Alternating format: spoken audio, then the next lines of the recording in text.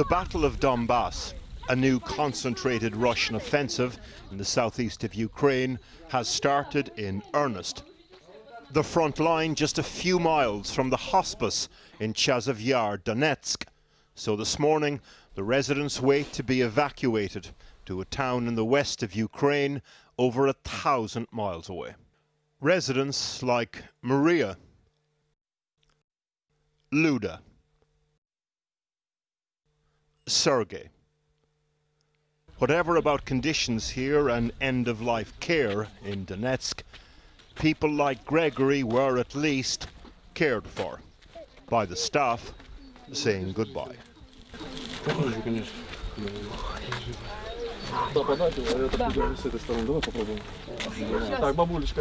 Куда к свиданию? Все будет хорошо. Сейчас принесем все. Садитесь, садитесь на место.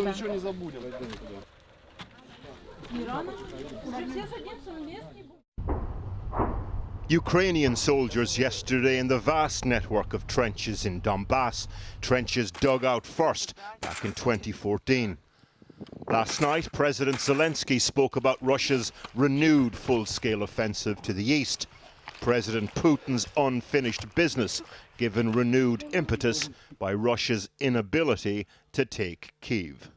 Зараз вже можна констатувати, що російські війська розпочали битву за Донбас, до якої давно готувались. Дуже значна частина всієї російської армії зараз сконцентрована для цього наступу. Moscow's intention to, quote, liberate the parts of Donbass its forces don't control was announced back in February. The Russian foreign minister today. This operation in the east of Ukraine is aimed, as was announced from the very beginning, to fully liberate the Donetsk and Lugansk republics. And this operation will continue. It is beginning, another stage of this operation is beginning. And with the statements, the strikes, at least one person, for example, killed in this one in the frontline town of Kramatorsk. Moscow claims to have hit over 1,000 targets overnight. The possible preamble to ground troops on the move, a significant increase in airstrikes over the last 24 hours. Donbas consists of two regions. Donetsk and Luhansk gets its name from the Donets basin associated with the river Donets. Since 2014, parts of the Donbas have been controlled by Russian-backed forces. Now the Russian offensive is pushing west. The focus of the war likely to become this 300-mile front line and beyond. War forces familiarity with place names for all the wrong reasons. In the coming weeks, expect to hear a lot about places like Kreminna, reportedly taken by Russian forces today, and places like Slavyansk. It was the city where the original Donbas conflict started back in 2014. Mariupol, a little further south, was bombarded again today. The target, a pocket of resistance inside the Azovstal industrial complex where Ukrainian troops and civilians are still holed up. Well, joining me now is General Sir Simon Mail, who served in the British Army for 4 decades. Now, in your experience, what do you think the significance of the Donbas region is and Russian troops seemingly going to that area right now? Well, it's the area that Putin and the Russians always wanted. It's very mineral-rich, energy, grain, of course. And if you can get the Donbas and Mariupol, you can link up a land bridge to Crimea, and you achieve at least the basic aims that Putin had from his invasion. So what's taking place now is really the bare minimum that Putin would want from this offensive and invasion. What do you think are the reasons for the changes right now? Is it because things haven't been going well? Putin needs to say that he's got some sort of victory? Yes, well, it's probably what the Russian army, from a military point of view, would have wanted to do in the first place. They went in with false premises, a ridiculously optimistic idea of how would collapse the Ukraine was a fake country, etc. And this is really what the Russian army probably can professionally do. They've taken a hell of a setback. They're having to resupply, bring new organizations in, new equipment, battle casualty replacements, logistics, a new chain of command. So they're starting very much from a rather weakened position. But that doesn't mean they won't achieve objectives. They're shaping the operations at the moment, remembering that before the first Gulf War, we did a 6-week air and artillery bombardment before we put the ground forces in. I don't think it'll go on that long, but the Russian ground forces will eventually make some assaults somewhere along that 300-mile line with the right concentration of forces. Sure.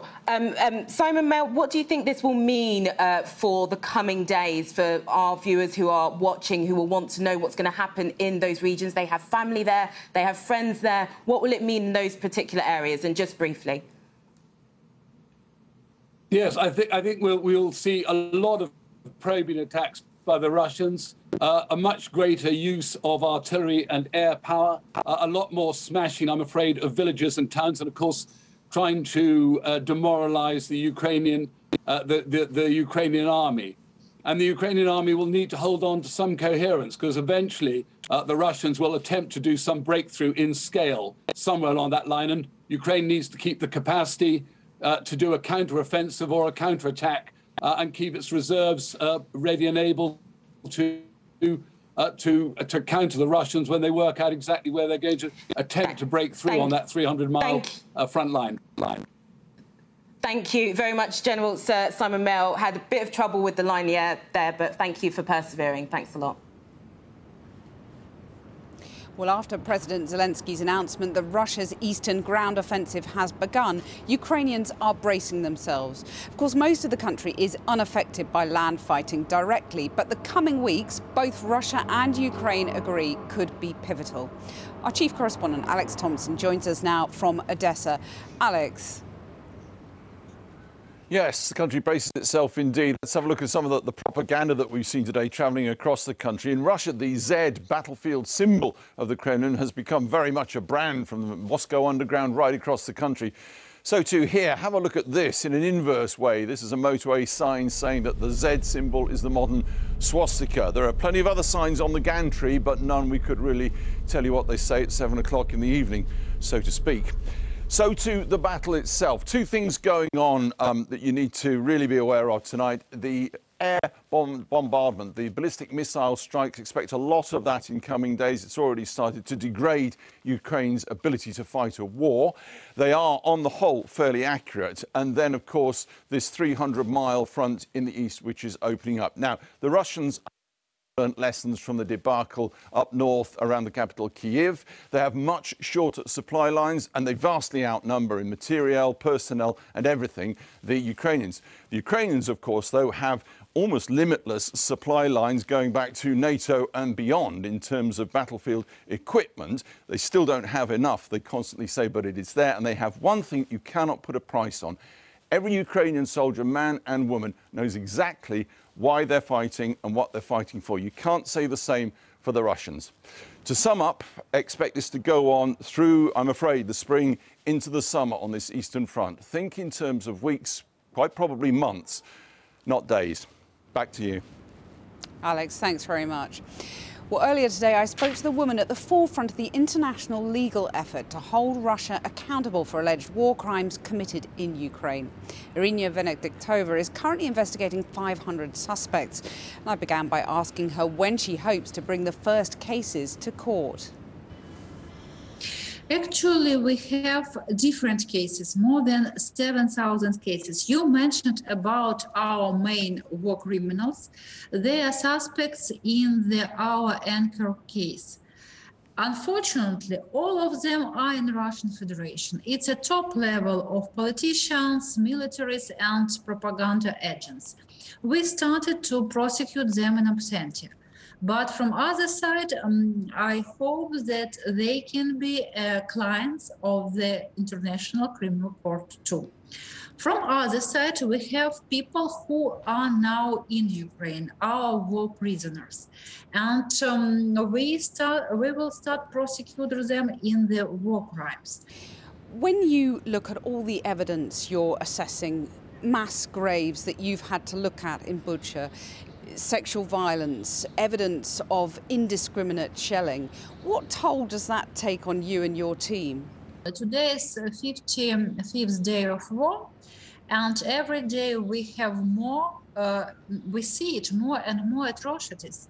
And when we see every day burnt bodies, when you see pieces of projectiles in the chest of kids or elderly people, when you see again new statistic of deaths of civilians, it's actually, you just like live in horror movie.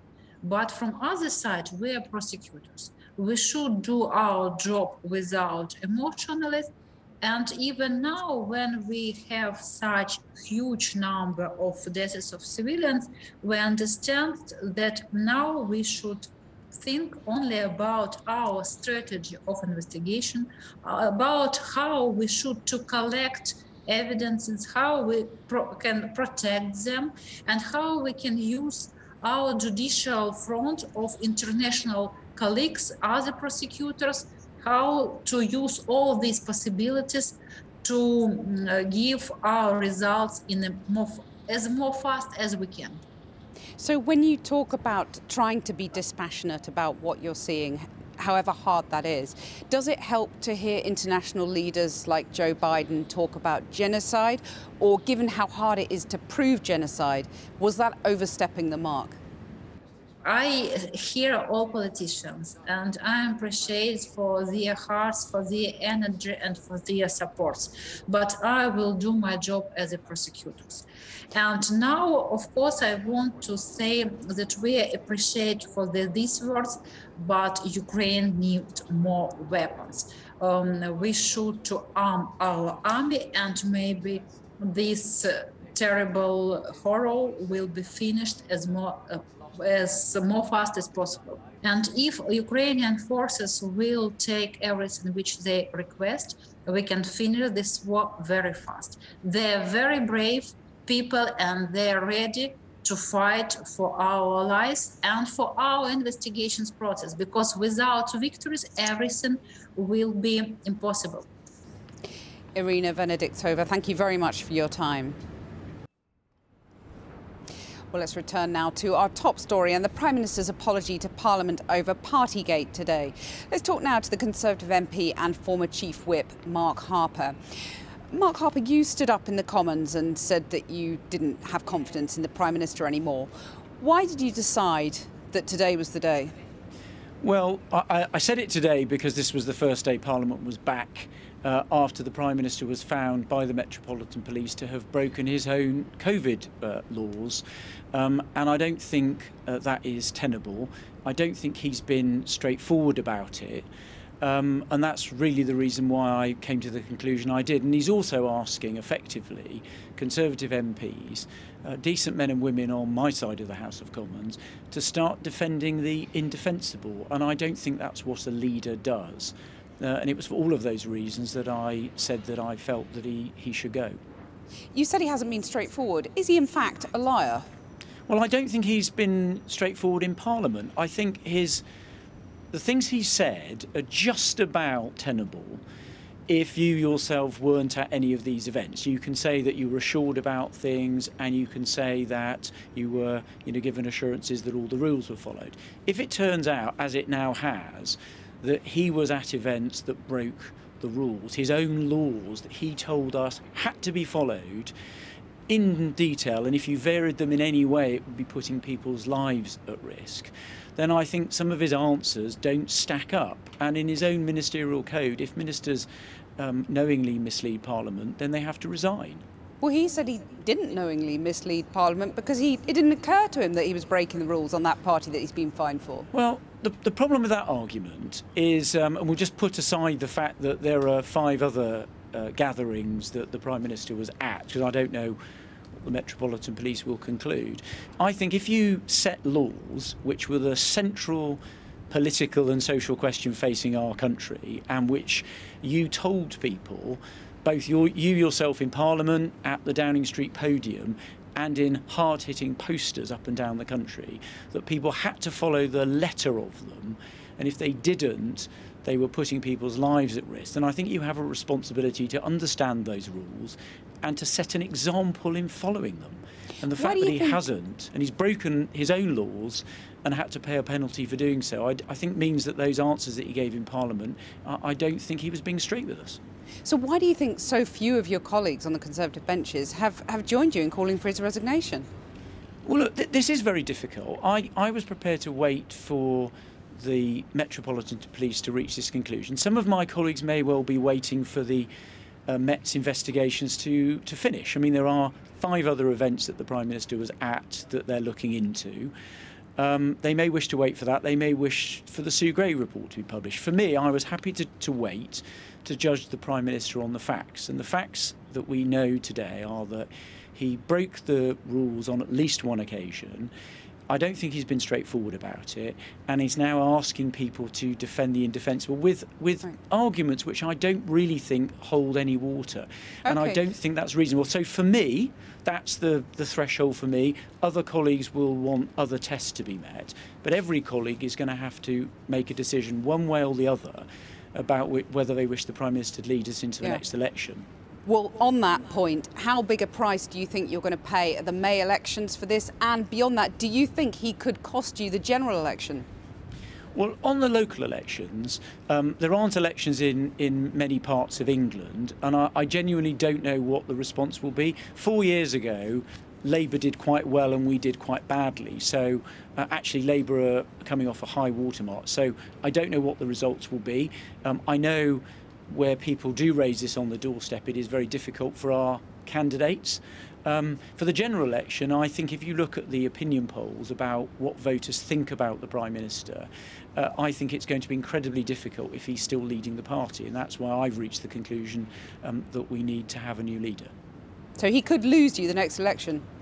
Yes, I think so. I think if you look at the views of voters, a very significant proportion of our voters, people who vote Conservative, think he should go, and a majority of Conservative voters in the opinion polls say that they don't think he's being honest with Parliament about these events. And I think that's a very difficult situation if you're trying to win people's trust at an election.